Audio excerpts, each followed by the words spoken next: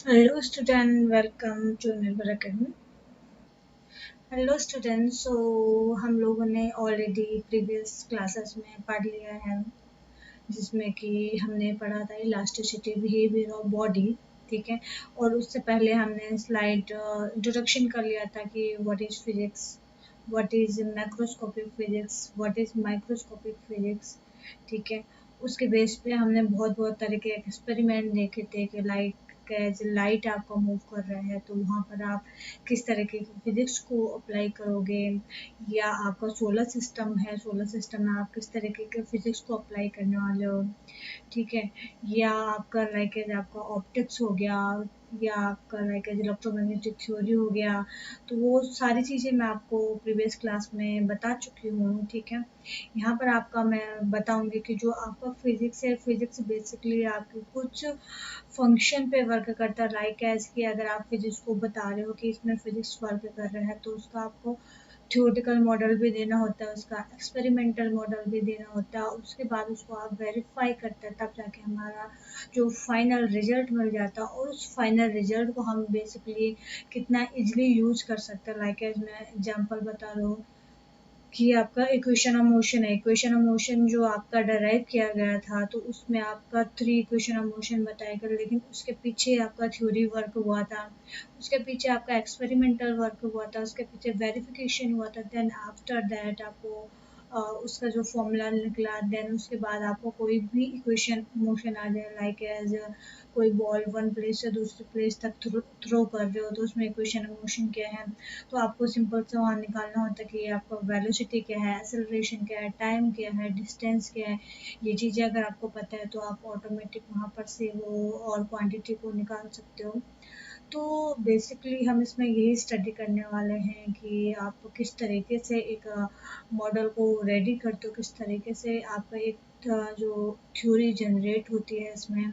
ठीक है। आपको डीप नहीं जाना है, जस्ट आपको उसका टचअप करना है कि आपका किस तरीके से आपको उसमें बेसिकली स्टडी करना है। तो यूनिट जो फर्स्ट है, मोस्ट इम्पॉर्टेंट आपका यूनिट है, बट ये केवल अंडरस्टैंडिंग पॉइंट ऑफ व्यू से है। आपका एग्जाम लेवल में इसमें से आपको बताऊंगी मैं कहाँ पर से क्वेश्चन आएंगे, लेकिन इतने ज़्यादा क्वेश्चन नहीं आएंगे। ये जस्ट आपको समझने की बात है कि आपको बेसिकली फिजिक्स होता क्या।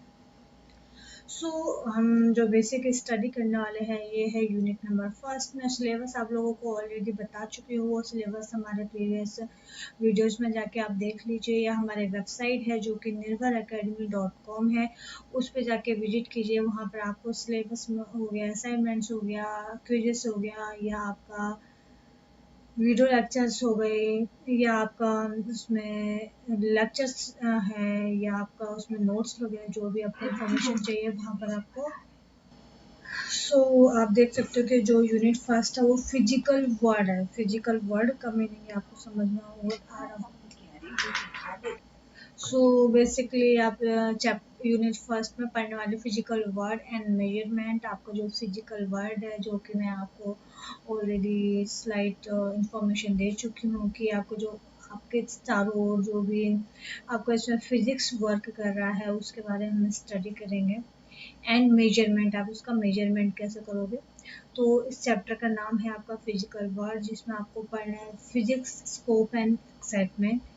एंड नेक्स्ट है नेचर ऑफ फिजिकल लॉ। आपके जो नेचर में कितने तरीके के फिजिकल लॉ वर्क करते हैं, लाइक एज आपने इससे पहले प्रीवियस क्लासेस में पढ़ा था कौन सा लॉ है आपका, इलेक्ट्रोमैग्नेटिक एनर्जी हो गया, या आपका इलेक्ट्रोमैग्नेटिक फोर्स बोल सकते हो, या आपने ग्रेविटेशनल फोर्स पढ़ा था। ठीक है। न्यूक्लियर फोर्स वगैरह, ये सारी चीज़ें आप बेसिकली यहाँ पे स्टडी करने वाले हो। नेक्स्ट है फिजिक्स टेक्नोलॉजी और सोसाइटी। आपका फिजिक्स है, आपका किस तरीके से टेक्नोलॉजी में यूज करते हो, किस तरीके से सोसाइटी में इसको यूज करने वाले हो। लाइक आपके सामने ही फिजिक्स यूज हो रहा है, आप मुझे देख पा रहे हो, आप स्टडी कर पा रहे हो, तो वो भी आपका इस तरीके का ही पार्ट है। बेसिकली आप यहाँ स्टडी ये सब करने वाले। सो स्टूडेंट, हमने अभी डिस्कस किया था कि मॉडल्स के बारे में, मेथड के बारे में, कि आप किस तरीके से फिजिक्स का थ्योरी निकालोगे या एक्सपेरिमेंट कराओगे या इसका वेरिफिकेशन करोगे। तो सबसे पहले उसको जानने के लिए आपको ये मेथड जानना ज़रूरी है कि आपका इसका साइंटिफिक मेथड क्या होता है। ठीक है, तो उसके लिए सबसे पहले आपको करना पड़ेगा सजेस्टिंग हाइपोथेसिस, कि आपका हाइपोथेसिस क्या है इस थ्योरी के पीछे। क्योंकि आप कोई भी थ्योरी स्टार्ट करते हो तो उसके पहले आपको कोई ना कोई उसके बारे में इंफॉर्मेशन पता होती है, कि आपको इक्वेशन और मोशन निकालना है तो आपको उसके बारे में स्लाइड इंफॉर्मेशन पता होगी, कि आपका वेलोसिटी क्या होता है, स्पीड क्या होता है। ठीक है, उसके बेस पे आपने इक्वेशन और मोशन निकाला, या वर्क एनर्जी इसके आपने थ्योरी जनरेट की, या उसके पीछे आप फिजिक्स स्टडी कर रहे हो। सो स्टूडेंट, हमने डिस्कस किया था कि आप इसका साइंटिफिक मेथड कैसे बता सकते हो, कि आपका किस तरीके से आप वैलिडेट करोगे थ्योरेटिकल प्रेडिक्शन और एक्सपेरिमेंटल प्रेडिक्शन, या उसके पीछे क्या मैथमेटिकल टूल लग रहा है। वो सारी चीज़ें हम इसमें स्टडी करने वाले, और जो फाइनल कंक्लूजन जो निकलता है वो हमारे ऑल टाइम वैलिड होता है, ऑल टाइम उसको हम यूज़ करते हैं। तो जो साइंटिफिक मेथड है उसमें सबसे पहले है सजेस्टिंग हाइपोथेसिस, कि आपका जो आप एक्सपेरिमेंट करने वाले हो या जो आप थ्योरी देख रहे हो उसके पीछे आपका हाइपोथेसिस क्या है। लाइक आपने देखा इक्वेशन ऑफ मोशन, तो उसके पीछे आपको इन्फॉर्मेशन पता था कि आपका स्पीड क्या होता है, वेलोसिटी क्या होते हैं, या इसके अलावा आप और हाइपोथेसिस पढ़ोगे तो उसके पीछे क्या क्या आपका थ्योरी लग रहा है, क्या क्या एक्सपेरिमेंट लग रहा है, तो वो आपको हाइपोथेसिस पता होना चाहिए कि हाइपोथेसिस क्या है। उसके बाद उस हाइपोथेसिस को आप क्या करोगे, थ्योरेटिकल एनालिसिस निकालोगे, थ्योरी उसमें वैलिड कराओगे, कि लाइक के इक्वेशन आई आपका v equal to U plus A T, इसके पीछे आपका थ्योरी बेसिकली क्या वर्क कर रहा है वो आप पहले आपको निकालना पड़ेगा, कि उसके पीछे एक्चुअली में थ्योरी क्या वर्क करता है। अब आपको उसके पीछे आपको थ्योरी पता चल गया, उसका आपको मॉडल पता चल गया कि आपको एक्चुअली में क्या करना है। उसके बाद जाके आप एक्सपेरिमेंट डेटा परफॉर्म करोगे या एक्सपेरिमेंट परफॉर्म करोगे, क्योंकि विदाउट नोइंग एनीथिंग आप एक्सपेरिमेंट परफॉर्म नहीं कर सकते हो।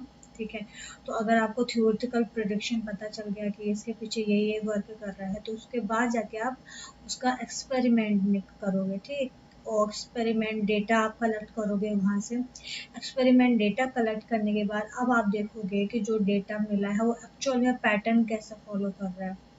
ठीक है, लाइक एज कि आप बोलोगे कि पैटर्न क्या होता है। पैटर्न लाइक एज कि आपने जैसे ग्राफ्स वगैरह प्लॉट करते हो ना, लाइक एज आपने लॉग एक्स का ग्राफ प्लॉट किया, ई टू की पावर एक्स का ग्राफ प्लॉट किया, या नॉर्मली आप y equal to m x plus c कुछ इस तरीके से ग्राफ प्लॉट करते हो।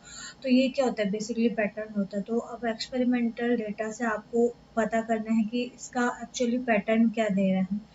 पैटर्न अगर हमें पता चलेगा, उसके बाद इसमें मैथमेटिकल मॉडलिंग क्या हो रहा है, इसमें मैथमेटिकल टूल क्या लग रहा है इस पैटर्न में, जिसकी वजह से हमें ये डेटा मिल रहा है। तो वो अगर हमें मॉडल पता चल जाएगा, उसके बाद आप वेरीफाई करोगे इसका किसका, थ्योरेटिकल मॉडल का और एक्सपेरिमेंटल डेटा का वेरिफिकेशन करोगे।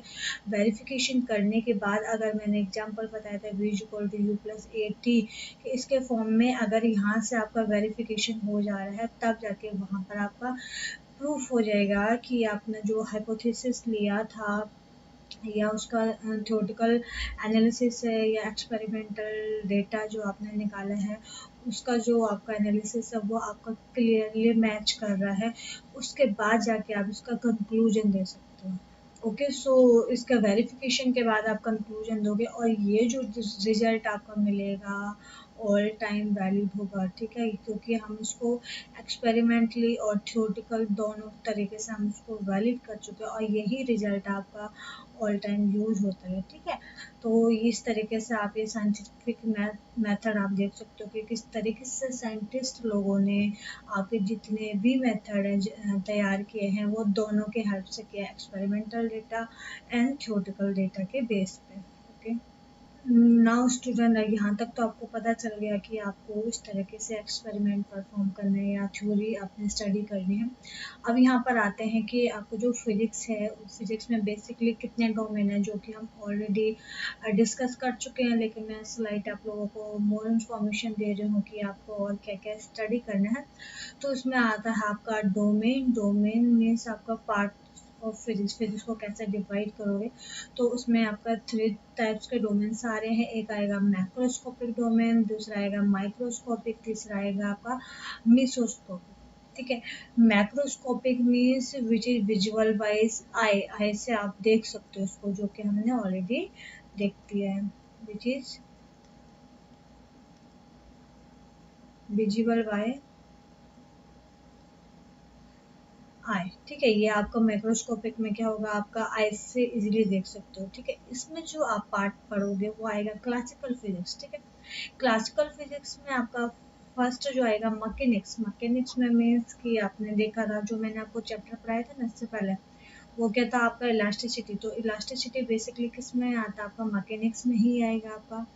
ठीक है, या आपका मैंने जैसे बॉल का एग्जांपल मैं नॉर्मली लेके आ रही हूँ, वो भी कौन सा है, मैकेनिक्स है, जहाँ पर आपका काइनेटिक एनर्जी, पोटेंशियल एनर्जी, ये एनर्जी का कॉन्सेप्ट आ रहा है, वो क्या आ रहा है, मैकेनिक्स में आ रहा है। और वहाँ पर देख सकते हो कि जो भी इवेंट्स हो रहे हैं आपकी आंखों से आप उसको इजीली देख सक रहे हो। ठीक है, नेक्स्ट है आपका थर्मोडायनेमिक्स। थर्मोडायनेमिक्स में बेसिकली यहाँ पर आप स्टडी करते हो about pressure, about volume, about temperature.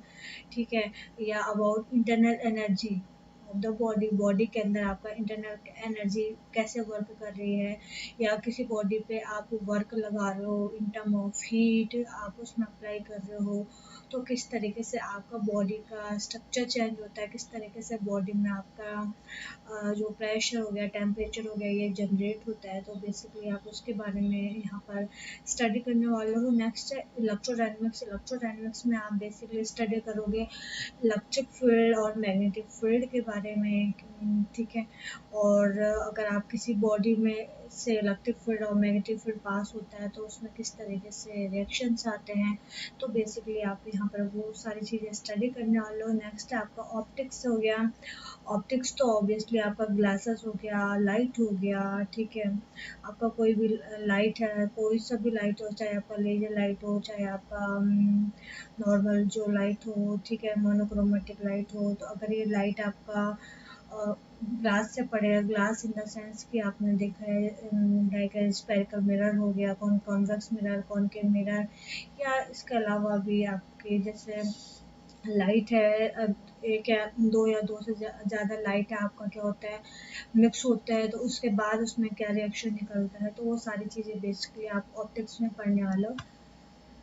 Next है इलेक्ट्रॉनिक्स। तो इलेक्ट्रॉनिक्स में आपको बेसिकली पढ़ने के जितने भी इलेक्ट्रॉनिक्स अप्लायंस आप यूज करते हो, लाइक ये मेरे पास ये पेन है, तो पेन के अंदर भी इलेक्ट्रिक सर्किट होगा, या आपका फ़ोन यूज कर रहे हो, फ़ोन के अंदर भी इलेक्ट्रिक सर्किट्स बना होता है, या जितने भी आप डिवाइसेस देखते हो तो वहाँ पर जो आपका इलेक्ट्रिक सर्किट बनता है, तो वहाँ पर आप बेसिकली स्टडी इलेक्ट्रॉनिक्स के थ्रू ही करोगे। ठीक है, तो ये किसके क्या है, आपका मैक्रोस्कोपिक व्यू और फिजिक्स। ठीक है, तो ये चीज़ आप देखना कि आपको अगर पूछा जाएगा what is scope of excitation of physics. Okay, so ये तो आपका फर्स्ट पार्ट था। सेकंड पार्ट है आपका microscopic. Microscopic means invisible by eyes, by eye means आप आइज से आप उसको नहीं देख सकते, you can't you see by your eyes, eyes से आप उसको नहीं देख सकते हो, मीन्स बहुत ही छोटा है। तो उसमें जो आप पार्ट पढ़ोगे, मॉडर्न फिजिक्स पढ़ोगे एंड क्वांटम मैकेनिक्स पढ़ोगे, ये आप लोगों के लिए बहुत ब्रॉड टॉपिक हो जाएगा। बट आपको बाद में धीरे धीरे धीरे जैसे आप फिजिक्स में एंटर करोगे तो आपको ऑटोमेटिक यहाँ पर पता चल जाएगा what is quantum mechanics, what is modern physics. ठीक है, ये चीज़ आपको धीरे धीरे पता चलेगी। नेक्स्ट है मीसोस्कोप। ठीक है, मीसोस्कोपिक मीन्स यहाँ पर आपका होगा मैक्रो प्लस माइक्रो। ठीक है, अब आप बोलोगे ऐसी कौन सी बॉडी होती है जिसके अंदर जो हमें दिख भी सकता है, नहीं भी दिख सकता है, लाइक एज कि आपको पेन दिख रहा है, पेन के अंदर एटम्स के अंदर एटम्स इस तरीके से होगा। तो आपको पेन तो दिख रहा है, लेकिन उसके अंदर क्या हो रहा है, प्रोसेस क्या हो रहा है, वो चीज़ें आपको नहीं पता। जैसे हम न्यूक्लियस की बात कर जो हो, आप न्यूक्लियस तो बोल दोगे कि आपका लाइक हाइड्रोजन एटम की बात कर लो, तो वहाँ पर आप बोल सकते हो हाइड्रोजन एटम है, लेकिन उसके अंदर क्या प्रोसेस हो रहे हैं वो चीज़ें आपको नहीं पता, वो चीज़ें आप आइज से नहीं देख सकते हो एक्चुअली। सो इसके बेस पे आप बोल सकते हो कि जो मीसोस्कोपिक होता है बेसिकली दो पार्ट में डिवाइड होगा, एक होगा एटॉमिक एंड मॉलिक्यूलर फिजिक्स, दूसरा होगा आपका न्यूक्लियर फिजिक्स, ठीक है। तो ये सारी चीज़ें आपको लगभग पढ़ना है फिजिक्स के पार्ट में। ज़रूरी नहीं कि सारा के सारा आप 11th क्लास में पढ़ोगे, मैं ओवरऑल फिजिक्स की बात कर रही हूँ। आप कहीं भी आगे जाओगे, आपने आफ्टर 12th कर दिया या ग्रेजुएशन करा, पोस्ट ग्रेजुएशन करा, तो आप वहाँ पर भी इसी तरीके से फिजिक्स को रिफाइन करोगे, इसी तरीके से फिजिक्स के चैप्टर्स को या पार्ट्स को आप स्टडी करने वाले हो।